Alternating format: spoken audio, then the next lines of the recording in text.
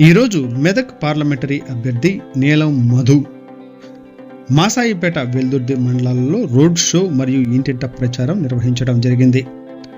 బడుగు బలహీన వర్గాల ఆశాజ్యోతి, ప్రజానాయకుడు, పేదల పెన్నిధి, అనునిత్యం ప్రజలలో ఉండే నాయకుడు నీలం మధు ఇంటింటా ప్రచారం చేయడం జరిగింది. ఆయన మాట్లాడుతూ కాంగ్రెస్ పార్టీకి ఓటు వేసి మన తెలంగాణ ఇచ్చిన సోనియా గాంధీ రుణం తీర్చుకోవాల్సిందిగా కోరడం జరిగింది.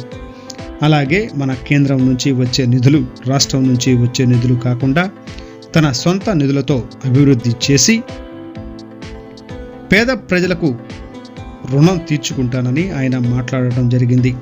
అలాగే ఎన్ఎంఆర్ యువసేన నుండి పటాన్ చెరువు కాన్స్టిట్యున్సీ కాకుండా మన నర్సాపూర్ కాన్స్టిట్యున్సీకి కూడా కొంత ఆర్థిక సహాయం చేయడం జరిగింది. అందులో పిల్లుట్ల గ్రామానికి కూడా నీలం మధు ఆర్థిక సహాయం చేయడం జరిగింది. నీలం మధును గెలిపించి మన ఊరికి ఎన్నో అభివృద్ధి పనులు తెచ్చుకుందామని కోరుకుంటున్నాం. అలాగే ఈరోజు రామంతపూర్ చౌరస్తా దర్గా నుండి మొదటి రోజు ప్రచారం ఈశాన్యం వైపు ఇంటింటా ప్రచారం మొదలుపెట్టడం జరిగింది. నీలం మధు ఇంటింటి ప్రచారంలో భాగంగా అంగరంగ వైభవంగా ప్రచారం చేయడం జరిగింది.